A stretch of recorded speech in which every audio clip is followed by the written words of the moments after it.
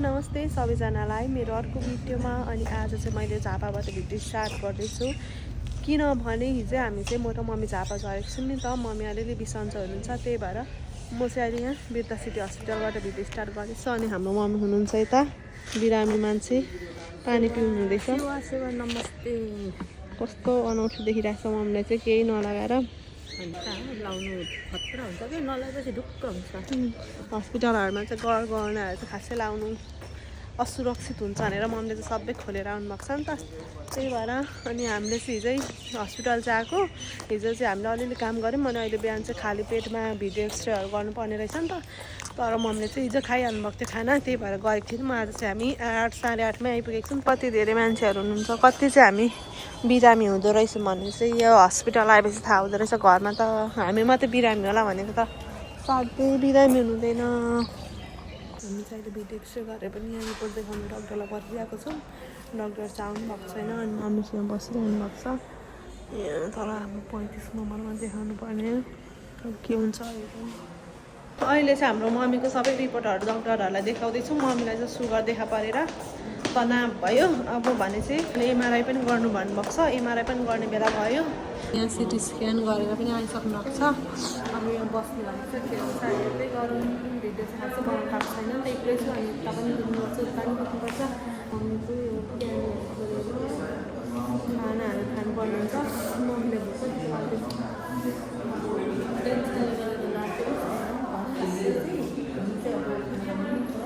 आज हाम्रो खाजा चाहिँ मेरो लागि चाउमिन, मम्मीको लागि थुक्पा खाना है। यो चाहिँ आज हाम्रो खाना र खाजाको चाहिँ होइन मम्मी खानु त कस्तो छ यस्तै हो, गर्दैछु राखेपछि टुप्पो हुँदैन भात खानुको।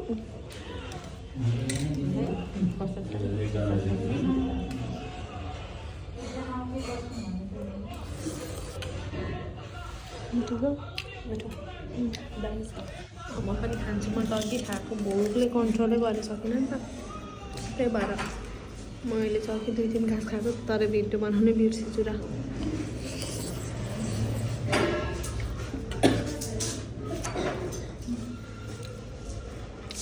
मम्मीको लागि अन्डा नि अर्डर गरिदिएको छु। अनि अघि अन्डा र मोमो आउँदैछ अझै मम्मीको लागि। मम्मीको चाहिँ ब्लड तानेको छ नि, त्यो भएर हात धुनेर गाह्रो भइरहेको छ। मम्मीको चाहिँ अब फेरि ब्लड दिनुपर्ने छ। अघि भोको पेटको दिएको, अब त्यस पछाडि चाहिँ अब खाना पछिको पनि दिनुपर्ने हुन्छ। हामी चाहिँ बसिरहेको छौँ, ट्याक्कै 3:30मा पस्नुपर्ने हुन्छ ल्याबमा। हामी चाहिँ पर दिक्क छिनाहरूमा खाना पनि खाएर आयौँ, पकाइदिनु भएछ। दिक्क छिनाले नपकाइदिनु भन्नुभएको, तर पनि के गर्नु गएको थियौँ अल्छी लागेर निकै 2-3 घन्टै बस्नु पर्ने थियो नि त। बरु एकछिन भए पनि पर गएर रेस्ट गरेर भनेर अहिले हामी चाहिँ पर पुगेर आइसकेको छौँ। अब यो ल्याब टेस्ट गरेर फेरि रिपोर्ट बुझाउनु छ डक्टरलाई।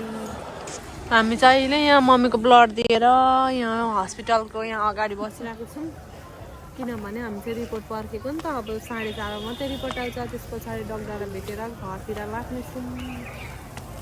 दाइहरूले चाहिँ पानी हाल्नु सक्दैमा। हामी चाहिँ आज फेरि हस्पिटल आयौँ। मम्मीको सिटी स्क्यानको रिपोर्टै आएको थिएन नि त, 12:30मा आउने भनेर। हामी चाहिँ अहिले 10:30मा आइपुगेको छौँ। अहिले चाहिँ हामीले यहाँ घाम ताप्दै बसिरहेको छौँ। भित्र यस्तो चिसो छ अनि यहाँ घाम। यता मम्मी हुनुहुन्छ। कतिको जाडो छ मम्मी? अहिले त एकदम तातो छ, बिहान चाहिँ चिसो थियो, अहिले तातो भइरहेछ, घाम तापिरहेको छु। भित्र चाहिँ एकदम चिसो छ। अनि यता बाहिर आएर अब चाहिँ 1-2 घन्टै जति पर्खिनु पर्ने हुन्छ नि त, त्यही भएर हामी चाहिँ यता अगाडि आएर बसिरहेको छौँ। घाम लागिरहेको छ यहाँ चाहिँ टन्टलापुर। कसरी बस्नुपर्ने हो 2 घन्टासम्म भनेर सोच्दैछु। हामी चाहिँ बिर्ता सिटी हस्पिटलबाट एकैचोटि धरानको बिपी क्याम्प आइपुगिसक्यो। अनि यस्तो बिजोग बसिरहेको छौँ हामी चाहिँ। बिर्ता सिटीमा चाहिँ नहुने भएर यता बिपी क्याम्प पठाउनु भयो त्यहाँबाट चाहिँ, त्यही भएर हामी चाहिँ आज आइपुगेको।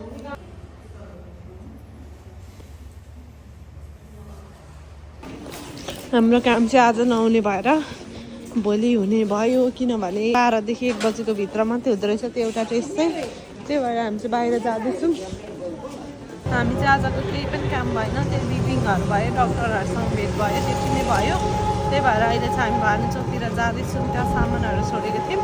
अहिले चाहिँ हामी बिपी क्याम्पको चौरमा बसिरहेको छौँ किनभने मम्मीको चाहिँ एउटा जाँच गर्नुपर्ने छ। त्यो जाँचको लागि चाहिँ हामी अघि 9 बजी नै आइपुगेर यहाँ घाम ताप्दैछौँ। अनि यता हुनुहुन्छ हाम्रो मम्मी। Hello mummy. हजुर बिरामी हाम्रो मम्मी। नमस्ते सेवा बिरामी गाउने कतै अनि यता हुनुहुन्छ हाम्रो बहिनी। खानखुट्टेमा बसिरहेको थियो चप्पल खोलेर। यो चाहिँ हाम्रो खाजा ल्याउनु भएको अरे बहिनीले। भरे नि हेरौँ के छ यहाँ।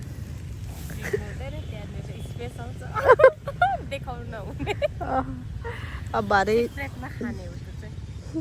सेपरेटमा खानुपर्छ अरे खै के छ भरे नि हेरौँ है त। झोलाबाट एउटा कोसेली निक्लिसक्यो खाजा सुन्तला। अब के गर्नु बस्नु अझै छ समय अनि त्यही भएर यिनीहरूसँग भुल्दै गर्नु पर्यो नि त। अहिले चाहिँ बिस्कुट चोरेर लगिदियो एकजना आन्टीको।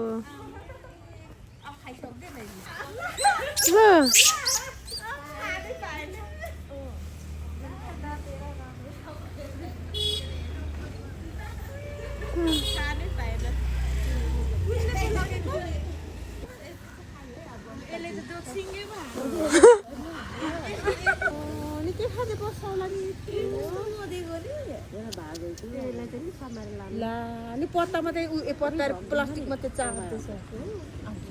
अहिले चाहिँ हामी यहाँ हस्पिटल घुम्दैछौँ 3 जना भएर घुमाउनुहुँदैछ उहाँले चाहिँ हामीलाई होइन। के भन्छ तपाईँ गाइड गर्ने पैसा थियो पछि नै नभएर तिर्नेवाला छु। डरै लाग्दैछ हस्पिटल पनि।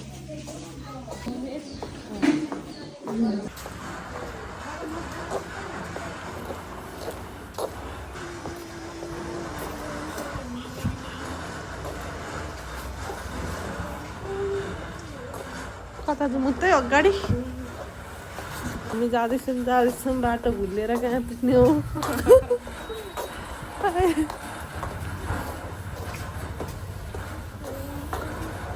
यस्तो भूतको घर जस्तै छ हामीलाई त्यहाँ डराउँदै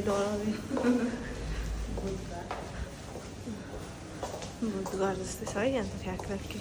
हामीले चाहिँ मम्मीको टेस्ट दिएर पनि आइसक्यौँ।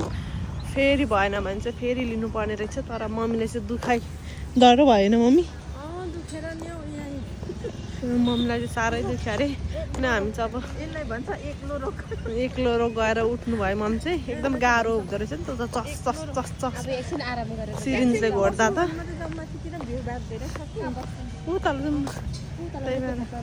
ल। अब चाहिँ हामी यहाँ अलिकति चिसोहरू खाएर घरतिर लाग्ने हो आजको लागि चाहिँ। अब त्यो फेरि रिपोर्ट मासु निक्लिनु पर्दो रहेछ त्यो सिरिन्जबाट चाहिँ। त्यो निक्लिएन भने चाहिँ फेरि पनि घोच्नु पर्ने हुँदो रहेछ। बसाइ चाहिँ सायदै लामो लम्बिँदैछ जस्तो छ। हामी चाहिँ यहाँ बस्छौँ। हाम्रो ब्यागहरू यहाँ राखिदिउँ न त। लु बस्छौँ। चिया खै बहिनीले स्पेसल लिएको छु भन्नुहुँदैछ।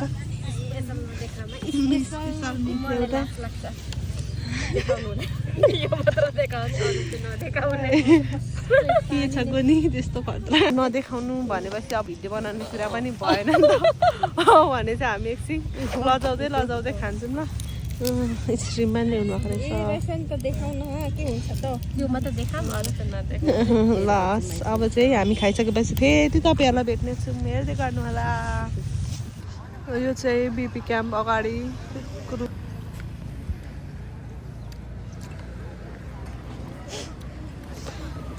लाग्ने हो। अब धरान बजार घुम्नु। अनि यहाँ चाहिँ बाइबल पनि दिनुभएको छ।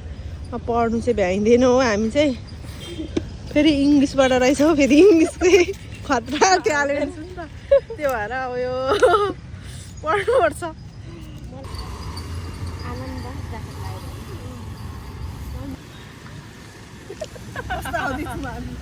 थसिलिएर खतरा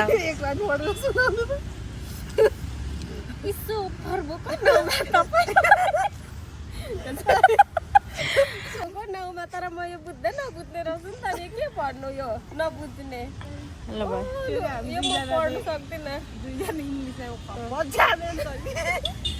बहिनीको मोबाइल झरेछ